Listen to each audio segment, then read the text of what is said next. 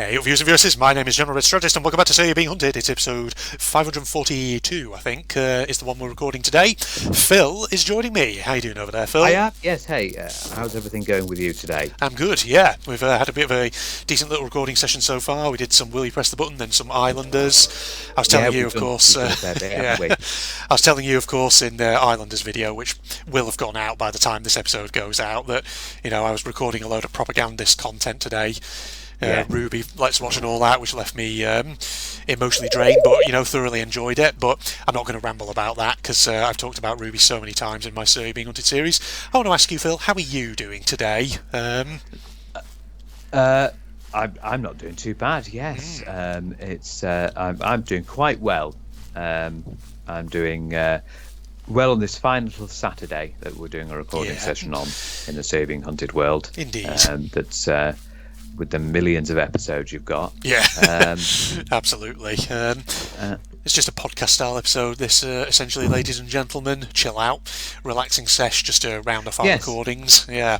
And I've got some interesting little thing, actually. Okay. I've got a list here of 500 questions. We're going to go through all five now. We've done something similar to this before, where we had there were some interesting questions we had answer them while we're just milling about. So we can give that a go. So I was up for some questions, Phil. Fire away. Yeah. So why don't you give us a random number of 1 to 500? Excellent. I will do. Let's go with 182. Oh, okay, right. So that's our first question of today. Let's see, because I remember the last time we did this, we had some really thought-provoking ones, didn't we? We did, yeah. Okay. We'll have another of these type of sessions, ladies and gentlemen. Yes, let's give these a go, because I thought another round of this would be good. So, question 182. If money and practicality weren't a problem, what would be the most interesting way to get around town? Ooh, okay. I'm going to say, so if money and practicality were no problem, I would set up a nice big villanesque helium-powered Zeppelin, and I would fly around with mooring masts positioned everywhere. So funny, wouldn't it? Yeah, just having a Zeppelin going around the city. Or maybe you could go for like the generic, things that people say like teleport. Yeah, I don't know. I want something stylish, Phil.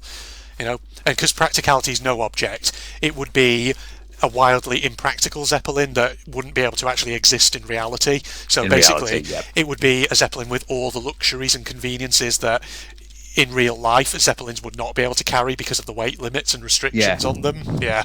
Oh yes, that would. You know what would be an interesting one? A hovercraft. A hovercraft. Hovercraft. Nice.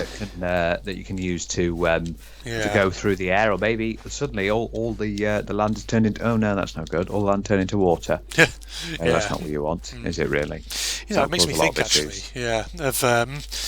Of a Mustard video that I watched a while back. You remember the Mustard channel that I've talked about before, the one about like engineering and history and stuff like that. That one actually did a video about what was it called? It was the Hoverspeed hovercraft that used to run between Dover and Calais back in like the 80s and the 90s. Saunders Row hovercraft they were, but they were like really big, and I'm pretty sure my family has a like really old VHS tape from like a personal camcorder of one time they were down on the Dover coast and they saw one of these big hovercraft coming in. Yeah. And things like you could walk quite close to them as they came in and all that, and they were quite impressive big machines. Quite impressive. Yeah, because they were huge. Because the thing is, like, obviously they were fast, so you could get across from Dover to Calais in like 30 minutes in one of them, and they could carry both passengers and vehicles. So they were kind of like basically roll-on, roll-off ferries. But the thing is, like, technically, instead of sailors, they needed a pilot, because technically they're classed as aircraft, because they don't actually make contact with the water, because obviously they hover. That's the way they work. Yeah, so you've got that cushion of air underneath them that makes them hover. Yeah. Indeed. Sorry, that's just a digression. Things, aren't they, hovercraft? Yeah. Well, check out that video, ladies and gentlemen, if you're interested. Just search Mustard, like Saunders Row hovercraft, something like that, and you'll probably find the one I'm talking about. Hoverspeed, Dover to Calais. Dover to Calais. Okay, so that's an interesting question we got there. Yeah. Okay, Google. Pick a number between 1 and 500. Oh. 495. Wow, I heard that. I know. Wow, that's quite nearly at the 500 there. 495. Right, for 495. Let's see. I'm going to obviously have to scroll through all these ones. Where is it? Bloody hell. Right. Have to scroll right to the end and then find it. Yeah, I do. Yeah. Thank you for picking that one, Google. 495. Okay, so here we are. Question number 495. What made you laugh recently? Oh, trying to think what made me. Well, I mean, things that. Sorry, I'm coming back to my frigging Let's Watch over on Propagandist, but there were things in there that obviously got little sort of chuckles and things out of me. But I say I'm going to try and go for something. What made me get like a proper sort of belly laugh or something like that? Yeah, probably. Tying in probably to one of my recent Sir episodes where I was talking about favourite memes, things like that. Probably something like a viral video or something I've watched. I always think of, for example, there's a video I once saw of like a bear getting sort of like whacked in the nuts by a flipping rope. Which, oh God, yeah. But that was in the Saving Hunted episode ages ago. That one always gets a bit of a belly laugh out of me because it just cracks me up. Funny little one. It's cruel, but it's funny. Yeah, I'm even starting to laugh about it now, just thinking about it. Yeah.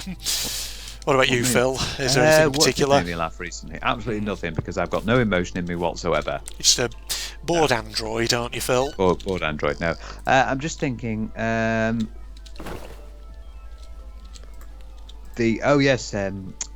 one other thing recently was I was talking to one of the staff members at the gym near me. All right. And there's having a few issues with some cars that are basically knocking the parking bays, but parked on the outside. Yeah.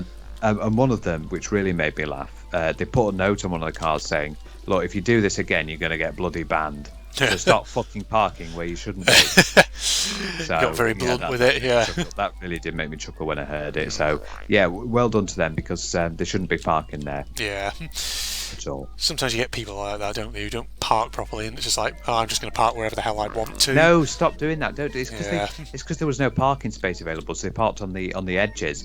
Like, that is pure laziness. Pure laziness in the one place where you're going in that's, all against that. Yeah. Okay. Right, Andrew, we need a new number. Okay, I'm going to say 369. Nice. Yeah. There you go. Okay, 369. So, 369. What is the craziest thing you've done this week? Oh God, this week. I'm going to be honest, nothing really. Nothing really outstandishly crazy? Well, not crazy, no. Because the thing is, like, mostly this week I've just been frigging doing work, moderating essays and things like that, so... Oh, that's crazy in itself. Yeah. And other than that, it's mainly just been me just recording content both for my Strategist and Propagandist channels, so... Nothing outstandingly crazy, then. Nothing really. No. I mean, what defines as crazy? Sorry for the boring answer there, ladies and gents, but... I know. Yeah. Very boring. How boring are you? I'm just thinking for myself. Have I had any crazy moments? I think I'm on the same boat as you. Yeah. I don't think there's been... Did that happen this week? No, I think that was last week. I did have an incident, which was a bit... which unfortunately...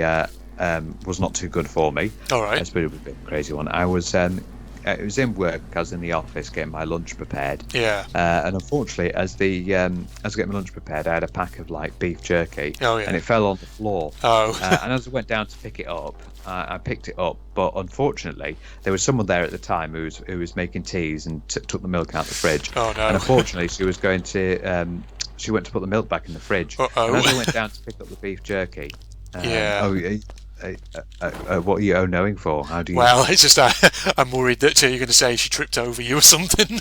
No, she no. What happened was, unfortunately, as I was bending down to pick up the beef jerky, one of my fingers, I think, slid inside the fridge as she closed it. Closed it right on my finger, right near the hinge. And right on my finger, and it started bleeding profusely. I had to get they had to get the first aid kit out and had to rub in a bandage. And now looking at that finger, it's at the bottom, it's just completely black. Yeah. So that was, but that's weak. But it wasn't really. So that was not fun. Yeah, not so much a crazy moment as just a wince-inducing moment. Wince-inducing. Yeah. It wasn't even this week, so didn't really answer the question there. Well, but, hey, it's the closest. Yeah, I think we can give it a bit of leeway on that one. Leeway. Yeah. Okay, Google. Pick a number between 1 and 500. Right. 163. Okay, 163. Okay. Right. Let's see. Right, 163. Question 163 is, what's the scariest non-horror movie? Oh, right. So I think I was talking about something like this during that BuzzFeed quiz on Disney that we did recently. Oh, yeah. About Disney movies and how some of them, back in my childhood, even though obviously they're not meant to be horror, they certainly have elements to them which would qualify as horror sometimes, especially like older ones. So I was talking, for example, about like in the original like Snow White, the scene where the Queen transforms, drinks the potion, and transforms into the old woman. Just the way like you see like her hands like becoming really skeletal and bony and horrible. Oh God, yeah. That, or like Maleficent in Sleeping Beauty, where she like puts Briar Rose into a trance to get her to go and like touch the spindle on the spinning wheel, and like you just see like Maleficent's eyes glowing in the darkness, things like that. Just nightmare fuel if you're a young kid, basically. Yeah, it is. That is quite. Yeah. I've just thought of something with regards to Shrek. If you think about it, in the first movie, Lord Farquaad trying to kidnap a princess to have to basically take him as his bride and everything. Indeed. That seems very dark and quite a scary sort of thing if you think about it. Yeah. And the implications of what it could be. Indeed. Again, Shrek's supposed to be sort of designed towards the kid area. Yeah. Thing is, though, you think about a lot of like old fairy tales. You have to think about how sort of messed up they actually are, especially like Grimm's original ones, like the 19th century and before. Yeah. Some of the stuff that happened in it. Apparently, like, I think it is like the original Snow White, the actual fairy tale by the Brothers Grimm. I'm pretty sure in the end of that, the Snow White and the prince, the handsome prince, they punish the evil queen by making her wear red hot shoes and dance in them. And it's like, until she dies. The original Brothers Grimm's fairy tales is actually really, really dark. Yeah. A lot of darkness made out to bit, and they had to actually trim it down, basically. Yeah. Make it not as controversial. Yeah. It's like the original Red Riding Hood. Like, there are variations of that where, Red Riding Hood and her grandmother don't survive. They get genuinely just munched by the wolf and all that. I've heard that as well. Yeah. Indeed. So, messed up stuff. But, right. Indeed. Right, is it me picking a question now? Yeah, you pick another one for us. Okay, we'll go for number 5. Oh, okay, right. An easy one. There we go. Nice, simple 5. Right, so question number 5. What would a world populated by clones of you be like? Oh, God. Imagine that, right. Probably not a very good world, if you think about it, because, we'd all be sort of just academics like myself, and here's the thing, on the intellectual front that would be fine, but the thing is, there are things that I'm useless at, so if the world was populated by clones, there would be things that the world would suffer for. So for example, like, I'm not very good at, say, like practical skills like DIY and stuff like that. So could you imagine a world populated by clones and you need someone to, I don't know, put together some complex furniture or something? Yeah, it'd come out looking like an absolute pigsty, probably. And you're not too fond of the old sports, are you? So there wouldn't be a lot of sports going on. Yeah, I mean, there's sports that I do like and I would play myself, but to be honest, if it was a world populated by clones of me, the world would, could you imagine what the Olympics would be like? It would be terrible, because it'd just be clones of me fumbling and bumbling around. Yeah. See, with me as well, because I've got dyspraxia, so it's very difficult for me to do practical things. So just imagine that. Yeah. Loads of these clones having issues with, and for cars that don't have like parking sensors, there'll be loads of crashes all over the place. That too. Yeah.